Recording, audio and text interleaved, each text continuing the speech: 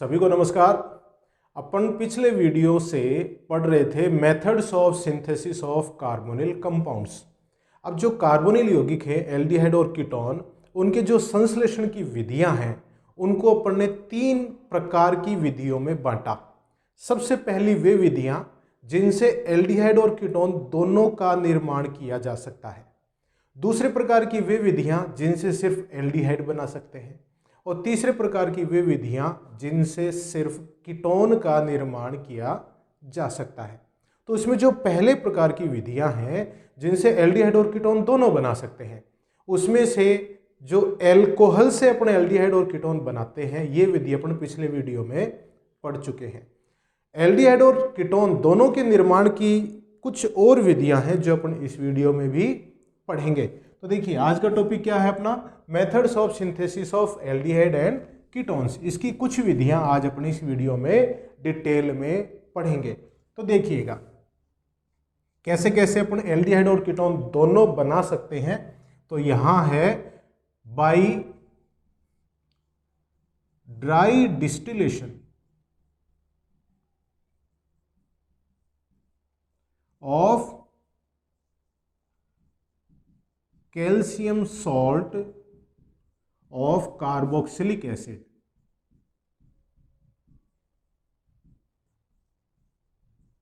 Hindi medium के जो student हैं वो इसमें क्या देखेंगे, कार्बोक्सिलिक अम्ल के कैल्शियम लवण का शुष्क आसवन। ड्राई डिस्टिलेशन का मतलब क्या है, शुष्क आसवन। देखिए क्या है, इसमें अपन अलग अलग प्रकार के कैल्शियम लवण लेंगे, किसके, कार्बोक्सिलिक अम्लों के, और उनका अपन शुष्क आसवन करेंगे, मतलब उसको गर्म करेंगे। तो सबसे पहले अपन ले रहे हैं dry distillation of calcium formate. Calcium formate का शुष्क आसवन।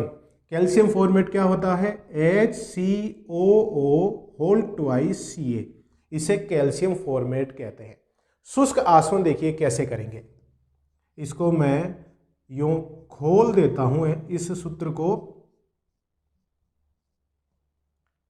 HCOO, इस तरह के ये 2 भाग कैल्शियम से जुड़े हुए हैं। यह कैल्शियम फॉर्मेट, इसको जब गर्म करेंगे, कैल्शियम फॉर्मेट को जब गर्म करेंगे तो देखिए क्या होगा, CaCO3 निकल जाएगा। यह है Ca और ये COOO, क्या निकला, CaCO3, कैल्शियम कार्बोनेट निकल जाएगा, और ये H है, ये इस कार्बन से जुड़ जाएगा। तो क्या बन गया, HC डबल बॉन्ड O, यहाँ H जुड़ गया और साथ में निकल गया CaCO3, मतलब HCHO क्या है, ये फॉर्मेल्डिहाइड है। तो फॉर्मेल्डिहाइड का निर्माण हो गया। सिंपल है, ठीक है।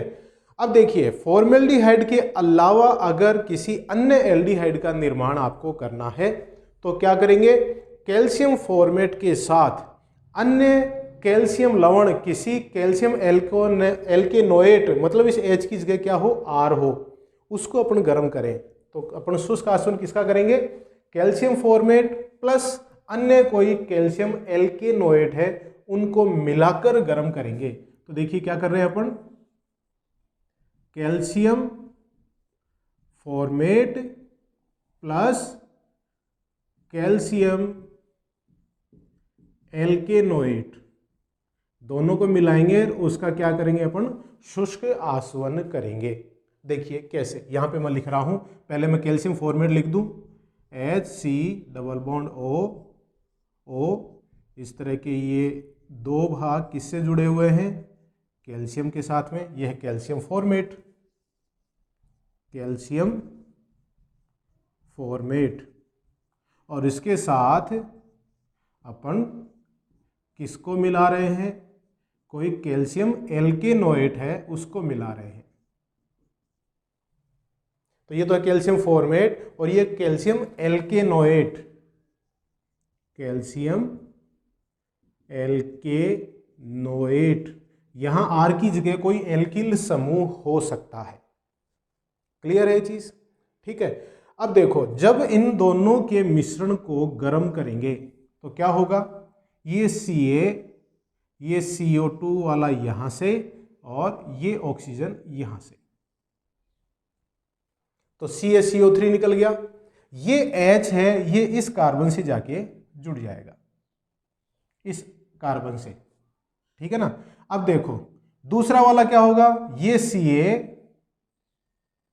और ये ऑक्सीजन और यहां से ये CO2, ये वाला भाग, तो ये भी क्या हो गया, CaCO3 और ये H है, ये इस कार्बन से जुड़ जाएगा, ये H इस कार्बन से जुड़ जाएगा, तो RC डबल बॉन्ड O और H, इस तरह के दो अणु बने।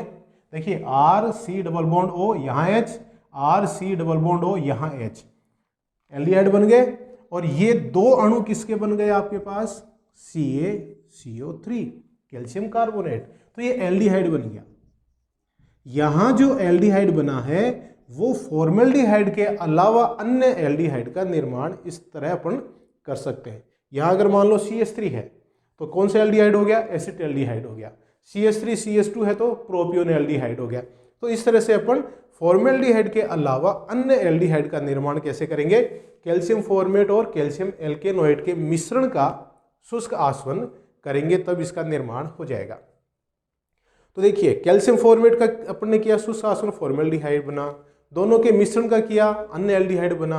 अगर अपन सिर्फ कैल्शियम एल्केनोएट का शुष्क आसवन करें तो क्या बनेगा, कैल्शियम एल्केनोएट में क्या है, इस H की जगह क्या है, R है।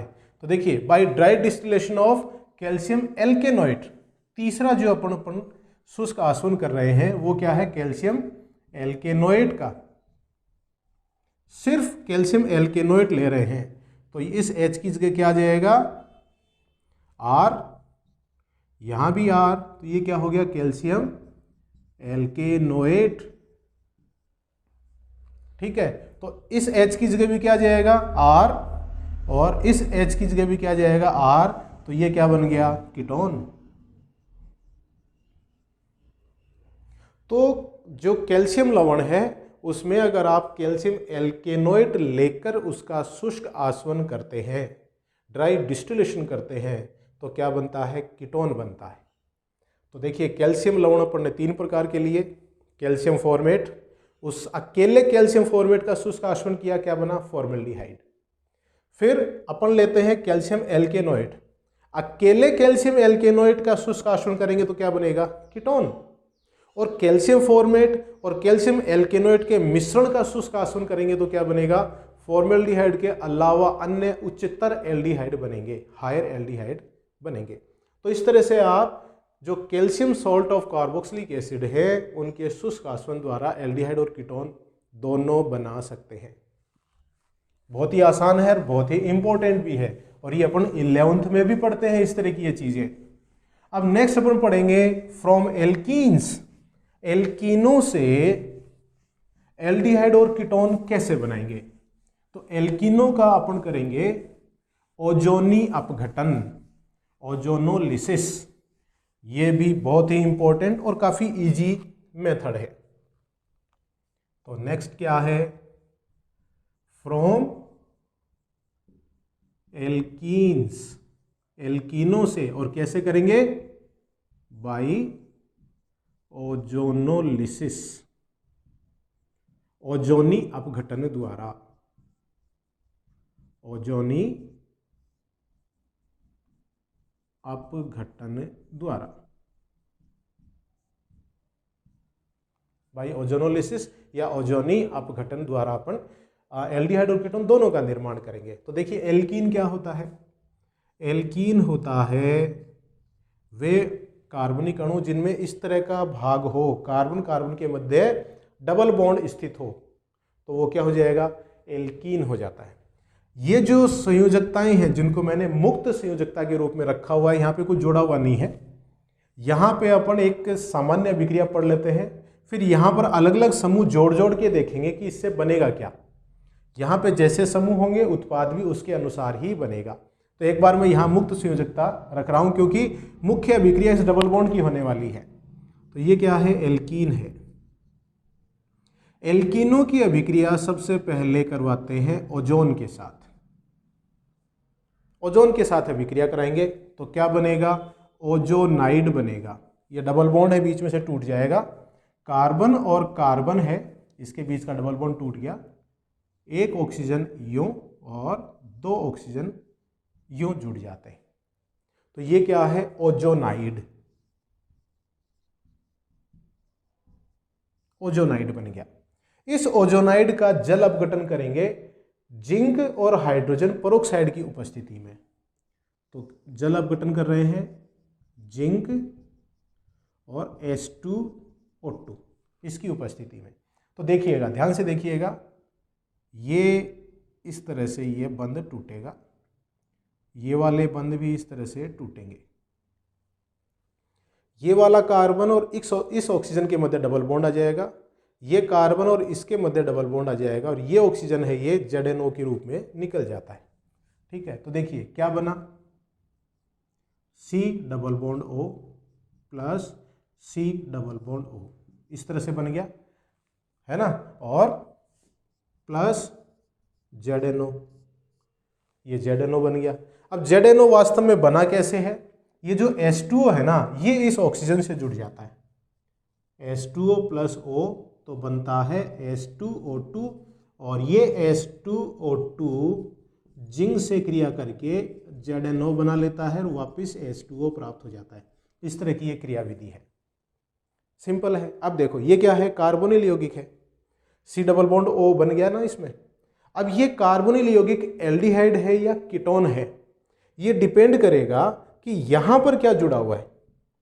अगर इन दोनों जगह पे एल्किल समूह है तो कीटोन हो गया, एक एल्किल समूह और एक हाइड्रोजन है तो एल्डिहाइड हो गया, और दोनों जगह अगर हाइड्रोजन है तो फॉर्मेल्डिहाइड हो गया। सिंपल है ना। अब देखिए इसमें दो स्टेप हो गए। पहला स्टेप ओजोन से क्रिया करके ओजोनाइड बनाते हैं, और दूसरा अपन इनकी उपस्थिति में जल अपघटन कर रहे हैं, जल अपघटन कर रहे हैं। तो आपको करना क्या है, सिंपल सा, जो भी एल्कीन आपको दिया हुआ है उस एल्कीन में से आपको ये डबल बॉन्ड हटाना है, और डबल बॉन्ड के दोनों तरफ जो कार्बन जुड़े हुए हैं उन पर डबल बॉन्ड O लगा दो, दोनों तरफ डबल बॉन्ड हटा के, वो आपका उत्पाद हो जाएगा। जैसे अपन उदाहरण लें, अलग अलग उदाहरण लें, जैसे आपने ये लिया, मैंने जो मुक्त संयोजकताएं हैं वहां पे क्या लगा दिया, हाइड्रोजन लगा दिया। अब आपको क्या दिया हुआ रहेगा, इस तरह से फर्स्ट ओजोन से क्रिया, और सेकंड H2O H2O2, मतलब जल अपघटन। तो किसका कर रहे हैं आप जल अपघटन, एथीन। मैंने भी आपको क्या बताया कि डबल बॉन्ड हटा के दोनों तरफ क्या लगा दो, डबल बॉन्ड O लगा दो। तो H C double bond O plus इस तरह से आप लगा दो, वो आपको उत्पाद हो जाएगा। ये क्या चीज है, HCHO, ये भी क्या है HCHO, तो फॉर्मेल्डिहाइड बना।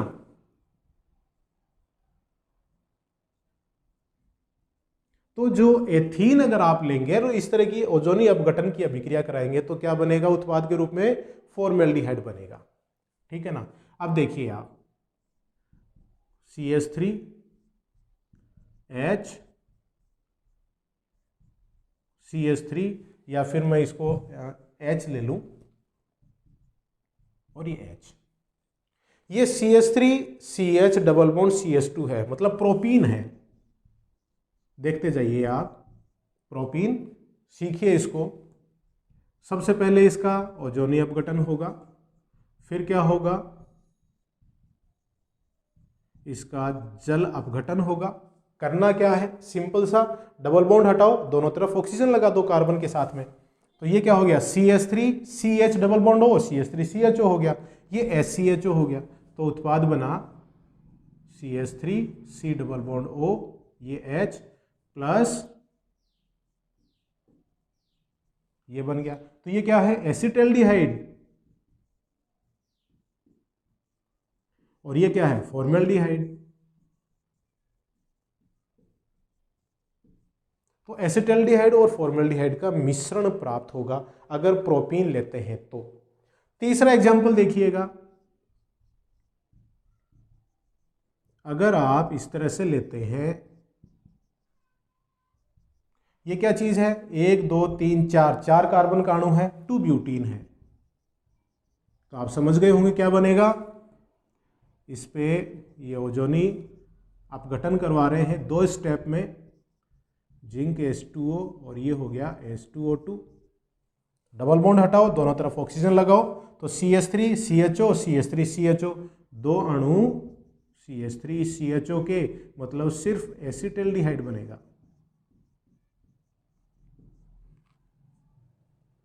ठीक है, अब देखिए, अगर आप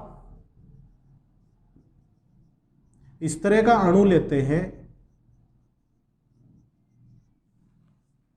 तो डबल बॉन्ड हटेगा, दोनों तरफ ऑक्सीजन लग जाएगा, तो क्या बन गया, एसीटोन।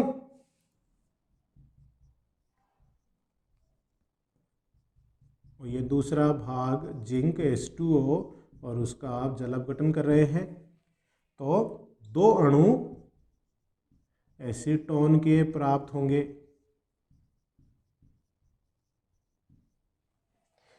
तो सिंपल सा है, जो भी आपको एल्कीन दिया हुआ है उस एल्कीन में जहां डबल बॉन्ड है उस डबल बॉन्ड को हटा दो और दोनों तरफ क्या लगा दो, ऑक्सीजन लगा दो। जो भी उत्पाद बनेगा आपके सामने आ जाएगा। कार्बन से जुड़ी हुई जो संयोजकताएं हैं उसके आधार पर आपको पता चल जाएगा कि इसमें एल्डिहाइड बनेगा या कीटोन बनेगा या उनका मिश्रण प्राप्त होगा। बहुत ही सिंपल है, पहले जो ओजोनाइड बनता है फिर इसका जल अपघटन होता है। ठीक है, तो ये अभिक्रिया बहुत बार बोर्ड एग्जाम में या कॉम्पिटिशन्स में पूछी जाती है, काफ़ी इजी भी है अगर आप इसको ढंग से समझ लेते हैं तो इस तरह से आप एल्कीनों के जो ओजोनी अपघटन के द्वारा एल्डिहाइड भी बना सकते हैं और कीटोन भी बना सकते हैं। अब नेक्स्ट विधि अपन लेंगे एल्काइनों से। एल्कीनों से तो अपने बना ही लिया, अब देखेंगे अपन एल्काइनों से, और एल्काइनों का अपन करेंगे जल योजन। बहुत ही आसान विधियां हैं ये, बहुत ही इंपॉर्टेंट विधियां भी हैं। आप इसको ढंग से देख के इनके नोट्स बनाते रहें, और ताकि आपके रिवीजन में भी फायदा हो जाएगा। रिवीजन तो आप ऐसे वीडियो से भी कर सकते हैं, लेकिन केमिस्ट्री का एक ही तरीका है पढ़ने का कि जब आप पढ़ते हैं तो रफ नोटबुक आपके हाथ में हो, आप लिखें उसको और थोड़ा समझ के पढ़ें। तो फ्रॉम एल्काइंस, एल्काइनों से कैसे करेंगे, हाइड्रेशन के द्वारा, जल योजन, जल योजन करेंगे। अब जल योजन किसके द्वारा किया जाता है, तो इसमें करेंगे तन्नु H2SO4 प्लस HgSO4। मैं आपको पहले भी कई बार बता चुका हूं, सांद्र H2SO4 का उपयोग होता है निर्जलीकरण के रूप में, निर्जली कारक होता है सांद्र H2SO4, और तनु H2SO4 है वो जल योजन का काम करता है, जल का योजन होगा। ठीक है, तो देखिए कैसे अपन तनु H2SO4 लेंगे, गर्म होगा, गर्म तनु H2SO4, और मर्क्यूरिक सल्फेट की उपस्थिति में अपन एल्काइनों का जल योजन करेंगे। पहले मैं सिंपल रिएक्शन लिख रहा हूं, फिर अपन उदाहरण लेंगे। तो C ट्रिपल बॉन्ड C, ये होता है एल्काइन, और इसका अपन क्या कर रहे हैं, जल योजन कर रहे हैं, H प्लस और HgSO4। H प्लस कहाँ से आया, H2SO4, तनु H2SO4 से। ठीक है, तो देखिए 3 पाई, यहाँ पे 3 बंद हैं, इसमें 2 पाई बंद हैं। 3 ट्रिपल बॉन्ड में से 2 पाई बंधों में से 1 पाई बंध के इलेक्ट्रॉन इस तरह से एक कार्बन की तरफ शिफ्ट हो गए। ये कार्बन है माइनस और ये कार्बन हो गया प्लस। तो जो माइनस वाला कार्बन है उस पर तो आ जाएगा हाइड्रोजन, और जो प्लस वाला है उस पर आ जाएगा OH। तो मैं इसको जोड़ दूं तो C डबल बॉन्ड C ये हो गया, और यहाँ पे आ गया H और यहाँ आ गया OH, आ गया। अब देखिए डबल बॉन्ड वाला जो कार्बन है उस पर OH स्थायी नहीं होता है, ये क्या बन गया, इनोल बन गया आपके सामने। इनोल। इसमें इन भी है और ऑल भी है। इसमें क्या होगा, चला अवयवता होगी, टोटोमेरिज्म, चलावयवता। समावयवता, जो अनुनाद और चलावयवता है उसमें अंतर क्या है, अनुनाद में सिर्फ इलेक्ट्रॉनों का स्थानांतरण होता है, नाभिक या परमाणुओं का स्थानांतरण नहीं होता है, जबकि चलावयवता में इलेक्ट्रॉनों के साथ साथ नाभिक या परमाणुओं का स्थानांतरण भी होता है। देखिए कैसे, ये OH के मध्य जो बंध के इलेक्ट्रॉन ये इधर जाएंगे और ये पाई इलेक्ट्रॉन चले जाएंगे कार्बन पे। अब ये इलेक्ट्रॉन इधर चले गए तो H+ है, ये H+ है, ये इस कार्बन पे जाके जुड़ जाएगा। तो देखिएगा C डबल बॉन्ड O हो गया, डबल बॉन्ड का सिंगल बॉन्ड हो गया, इस कार्बन पे एक हाइड्रोजन पहले से था, एक हाइड्रोजन और जुड़ गया, ये तो ये क्या बन गया, carbonyl compound, carbonyl compound.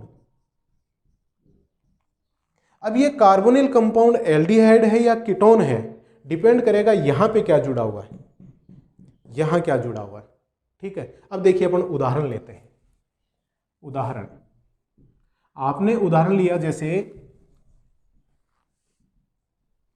HC triple bond CH, acetylene या एथाइन, इसको अपन IUPAC नाम लिखें तो एथाइन, एथाइन लिया, इसका आप जल योजन कर रहे हैं, वही H+ और HgSO4 की उपस्थिति में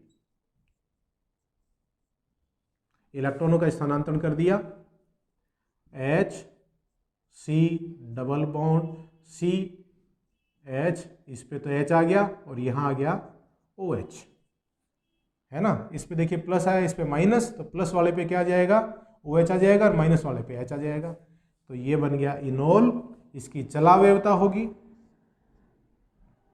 चलावयवता में ये इलेक्ट्रॉन इधर, ये इलेक्ट्रॉन इधर, तो HC डबल बॉन्ड O और वो हो गया CH3, तो एसिटाल्डिहाइड बन गया।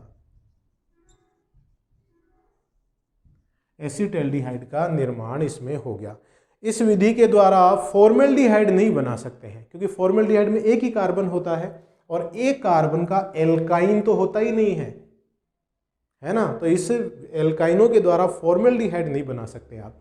फॉर्मेल्डिहाइड के अलावा अन्य एल्डिहाइड बना सकते हैं।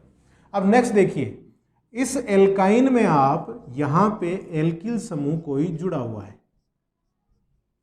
कोई एल्किल समूह जुड़ा हुआ है। अब देखिए, पहले जब दोनों कार्बन एक जैसे थे, ट्रिपल बॉन्ड से जुड़े हुए दोनों कार्बन, तो आप इलेक्ट्रॉन इधर ट्रांसफर कर दो चाहे इधर ट्रांसफर कर दो, कोई फर्क नहीं पड़ता था। लेकिन जब दोनों कार्बन एक जैसे नहीं है, तो अब इलेक्ट्रॉन का ट्रांसफर किधर होगा, इधर होगा कि इधर होगा, उस कार्बन की तरफ होगा जो कम कार्बनों से जुड़ा हो, क्योंकि अपन जानते हैं कि जो ऋणायन है उसका स्थायित्व है कैसा होता है, सबसे कम स्थायी कौन सा ऋणायन है, 1 डिग्री, और सबसे कम स्थायी कौन सा होगा, 3 डिग्री। और कार्ब धनायन है वो उसका स्थायित्व उल्टा होता है, कार्ब धनायन 3 डिग्री कार्ब धनायन सबसे ज़्यादा स्थायी है और 1 डिग्री कार्ब धनायन सबसे कम स्थायी होता है। तो कार्ब धनायन की तो डिग्री ज़्यादा होनी चाहिए स्थायित्व ज़्यादा होने के लिए, और कार्ब ऋणायन है उसकी डिग्री कम होनी चाहिए। ऐसा इलेक्ट्रॉन ट्रांसफर अपने को करना है। तो ये इलेक्ट्रॉन इधर ट्रांसफर कर देंगे, तो ये 2 डिग्री कार्बन है, ये 1 डिग्री कार्बन है, तो इसका ऋणायन बन जाएगा और इसका धनायन बन जाएगा। HOH वही H+ HgSO4 की उपस्थिति में देखिए क्या बनेगा, RC, यहाँ OH आ जाएगा, ये डबल बॉन्ड इसका हो गया CH2। अब ये बन गया इनोल। इनोल में क्या होगा, चलावयवता, जानते हैं आप, ये इलेक्ट्रॉन इधर आएंगे, ये इलेक्ट्रॉन इस कार्बन पे चले जाएंगे, तो ये हाइड्रोजन इस कार्बन पे आ जाएगा, बन गया RC डबल बॉन्ड O, ये CH3 मतलब कीटोन बन गया। तो जब आप इथाइन लेते हैं तो बनता है एसिटाल्डिहाइड, और जब आप उच्चतर एल्काइन लेते हैं, उच्च एल्काइन कोई सा भी ले लो, तो बनेंगे आपके सामने कीटोन। तो इस तरह से आप एल्काइनों के जल योजन के द्वारा एल्डिहाइड और कीटोन दोनों का निर्माण कर सकते हैं। बहुत ही इंपॉर्टेंट चीज़ है ये, ठीक है, आराम से बना सकते हैं। तो ये थी कुछ विधियां जिनके द्वारा अपन एल्डिहाइड और कीटोन बना सकते हैं। अभी पूरी नहीं हुई है, नेक्स्ट वीडियो में भी अपन यही टॉपिक चलेगा, ऐसी विधियां जिनके द्वारा एल्डिहाइड और कीटोन दोनों बना सकते हैं। उसके बाद अपन कुछ ऐसी विधियां देखेंगे जिनसे सिर्फ एल्डिहाइड बनेगा और ऐसी विधियां जिनसे सिर्फ कीटोन बनेगा। तब तक के लिए आप हाथ धोते रहिए, सुरक्षित रहिए, परिवारजनों का ध्यान रखिए, मेरे वीडियोस देखते रहिए। बहुत बहुत धन्यवाद।